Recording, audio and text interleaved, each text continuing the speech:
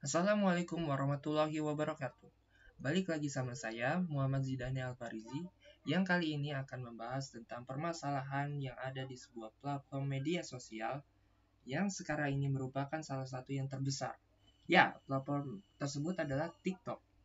TikTok adalah sebuah platform media sosial yang menampilkan video-video pendek yang unik yang penggunanya bisa memanfaatkan bermacam-macam template, filter, dan efek visual, serta perpustakaan musik bawaan untuk membuat video pendek.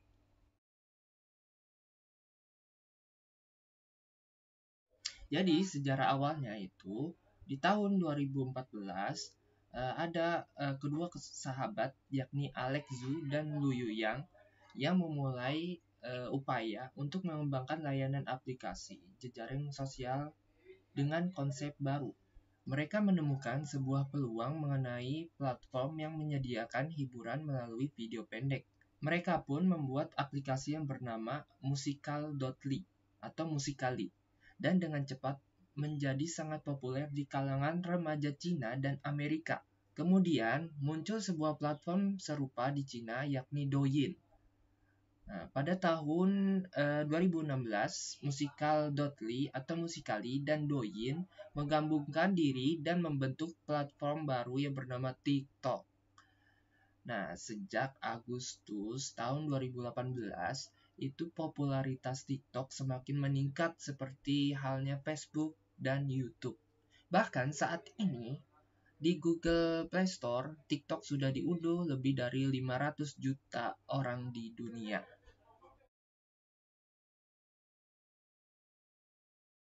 Nah, setiap aplikasi pasti memiliki algoritma. Nah, apa sih algoritma itu? Menurut Kamus Besar Bahasa Indonesia atau KBBI, algoritma adalah suatu prosedur sistematis untuk menyelesaikan masalah matematika dalam langkah-langkah terbatas atau urutan pengambilan keputusan yang logis untuk memecahkan masalah tersebut. Bisa dikatakan algoritma adalah urutan dari sejumlah langkah yang logis dan sistematis untuk memecahkan suatu masalah tertentu.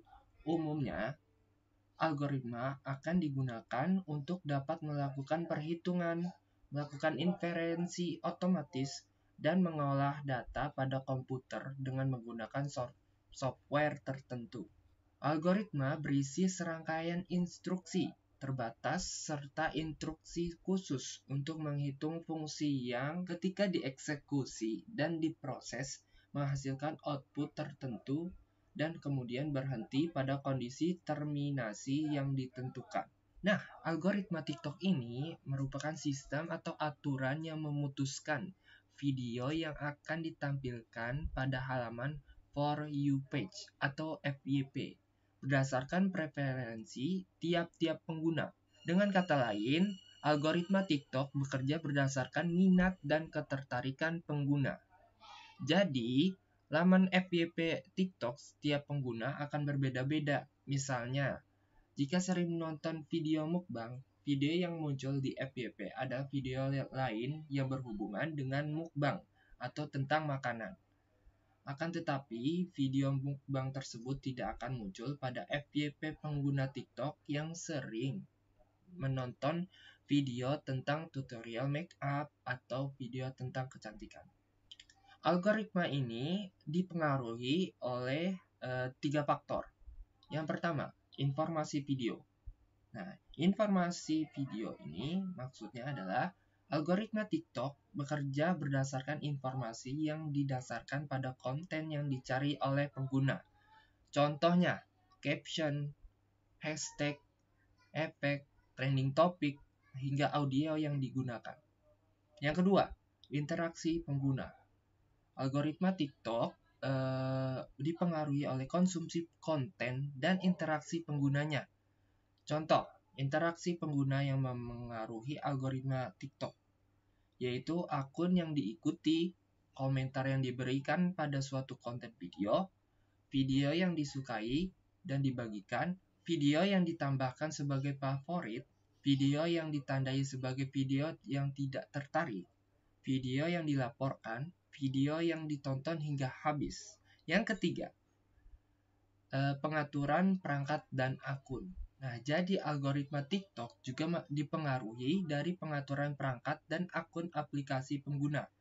Contohnya, preferensi bahasa, pengaturan negara, tipe perangkat yang digunakan, dan kategori minat yang dipilih saat menjadi pengguna baru. Nah, di balik hal itu semua, ada beberapa dampak yang ditimbulkan oleh algoritma TikTok. Dampak positif dari algoritma TikTok ini adalah dapat menghilangkan stres dan sedih karena terdapat banyak video-video lucu di dalamnya dan dapat menambah penghasilan bagi seseorang. Nah, dampak negatifnya, TikTok dapat menjadi suatu fenomena kebudayaan.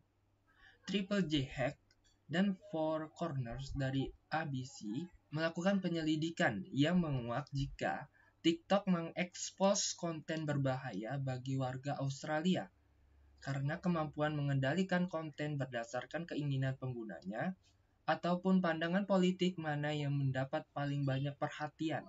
Nah, pihak TikTok pun mengklaim misinya untuk menginspirasi kreativitas dan membawa kegembiraan. Namun, cara kerja aplikasi itu justru berisiko menyesatkan cara generasi muda melihat dunia. Setiap halaman utama pengguna yang diberi nama For You atau untuk kamu dibuat unik untuk masing-masing penggunanya. Apa yang muncul di halaman pengguna dipilihkan secara otomatis lewat algoritma atau sekumpulan instruksi terkomputerisasi yang secara teori menebak konten apa yang ingin kita lihat selanjutnya dan terus menghadirkannya. Ketika membuat akun TikTok, secara otomatis aplikasi itu akan mengumpulkan data lokasi, gender, dan umur, dan lebih kontroversialnya lagi, data wajah kita. Semakin sering kita memberi like pada sebuah video, menjadi follower akun tertentu, atau menonton video TikTok tertentu sampai habis, semakin banyak juga yang dipelajari algoritma TikTok soal minat kita.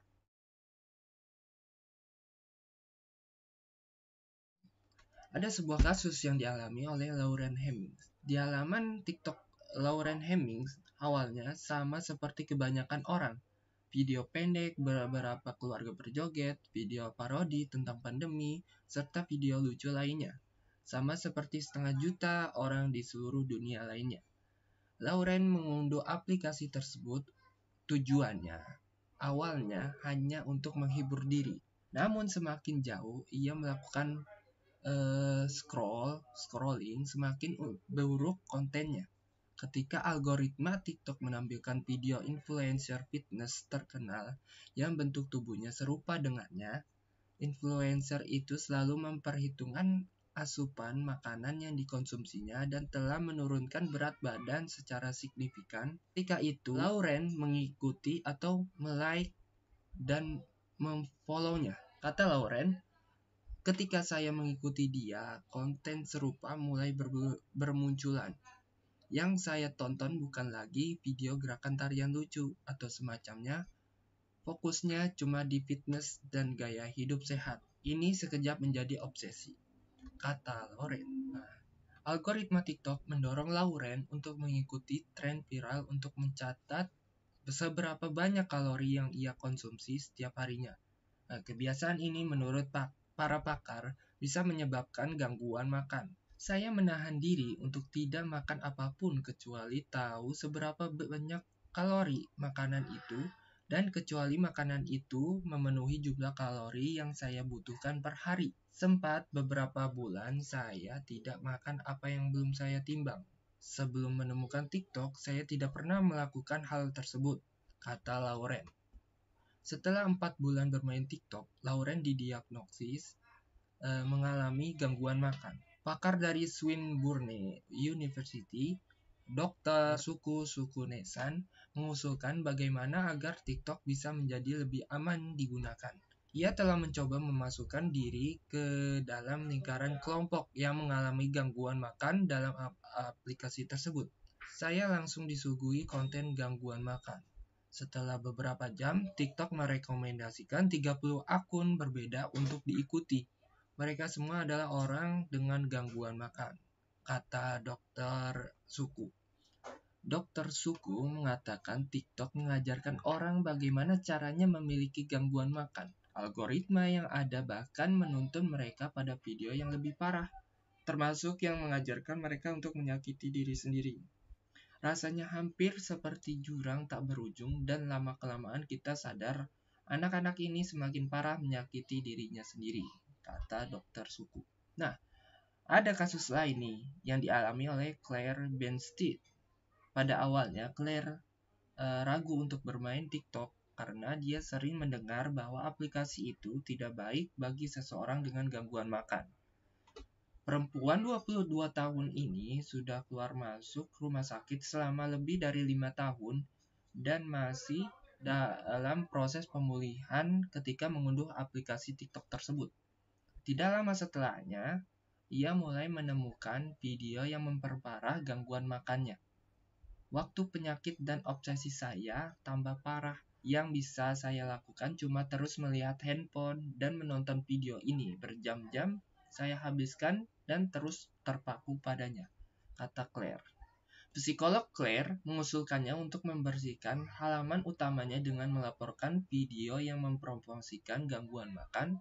Tertulis dalam kebijakan TikTok bahwa aplikasi tersebut melarang konten yang melarang, mempromosikan, menormalisasi, atau memuja aktivitas yang menuntun pada bunuh diri, menyakiti diri sendiri, atau gangguan makan. Namun, Claire yang telah mencoba melaporkan video berbau gangguan makan selalu mendapat balasan bahwa video ini tidak melanggar pedoman TikTok. Respon TikTok dalam menangani masalah ini adalah dengan menghilangkan hashtag yang berbau gangguan makan, sehingga pengguna tidak bisa menemukan video itu. Jika ditemukan, layanan kesehatan The Butterfly Foundation akan muncul. Mereka yang hidup dengan gangguan makan dan para pakar melihat upaya ini sebagai hal yang positif, namun tidak akan menghentikan kemungkinan orang lain menemukan video itu, terutama saat mereka dapat dengan mudah menemukan video yang sudah dilarang. Tim kami terus berkonsultasi dengan organisasi non-profit dan partner lainnya untuk memperbaharui daftar kata kunci, ujar juru bicara TikTok. Pengguna TikTok lainnya mengatakan ketika mencoba melaporkan video seorang pria bunuh diri, video itu dianggap tidak melanggar kebijakan aplikasi tersebut.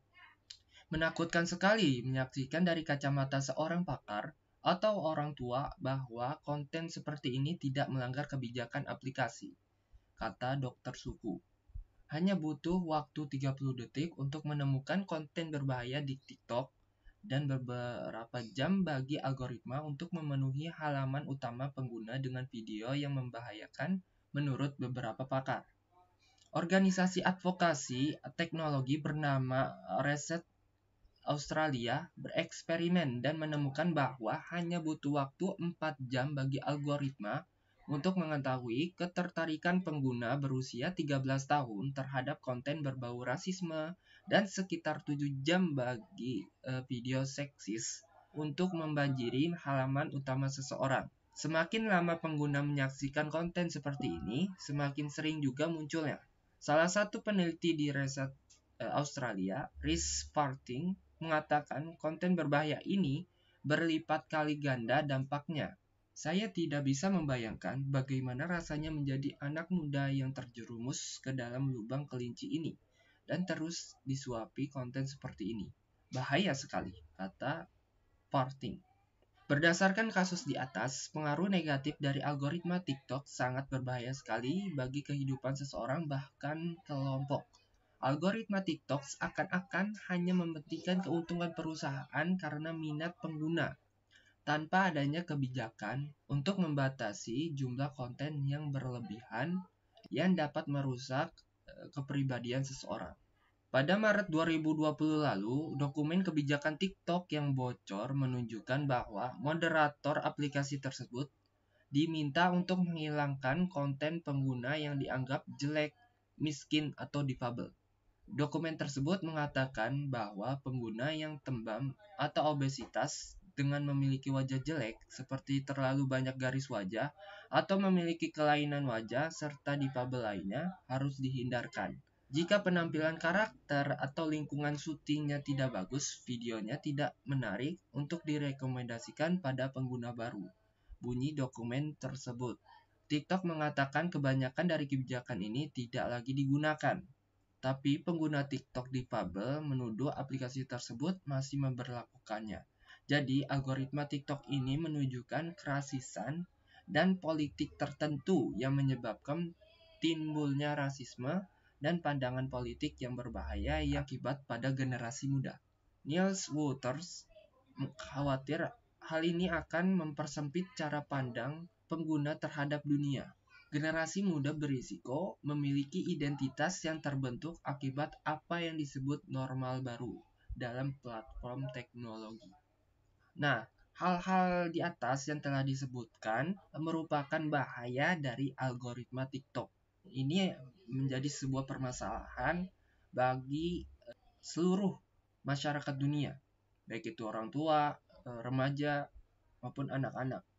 Seharusnya pihak TikTok memiliki peraturan dalam mengatur jumlah konten dan mengawasi konten-konten tersebut. Jadi sebenarnya konten-konten tersebut harus terus diawasi dan diseleksi lagi oleh pihak TikTok. Misalnya ada video yang gangguan untuk mempengaruhi seseorang untuk memiliki gangguan makan, seseorang ingin bunuh diri atau menyakiti diri. Nah, itu sebaiknya pihak TikTok menyeleksi lagi konten-konten yang akan dipublish. Terima kasih. Assalamualaikum warahmatullahi wabarakatuh.